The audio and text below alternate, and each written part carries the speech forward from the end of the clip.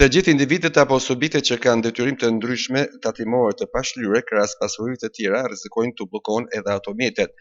Detyria e tatimeve ka njoftuar se për këtë qëllim kanë nënshkruar një marrëveshje me detyrinë e përgjithshme të shërbimeve të transportit rrugor, e cila i mundëson administratës tatimore kërkimin e të dhënave mbi mjetet e tatimpaguesve në kohë reale. Sipas kësaj marrëveshje, të gjithë tatimpaguesit duhet të përmbushin në afat të gjitha detyrimet, pasi në të kundërt, administrata tatimore do të vendosë masën e sigurimit mbi mjetin që ata disponojnë. Po ashtu, përmes kësaj marrëveshje, tatimet angazhohen që paralelisht të zbatojnë të gjitha procedurat e mbledhjes së detyrimeve me forcë. Për të shmangur këto masa, detyria e tatimeve ju bën thirrje tatimpaguesve të përmbushin detyrimet tatimore në mënyrë vullnetare dhe të mos tjetërsojnë pasuritë e tyre për të shmangur këto detyrime.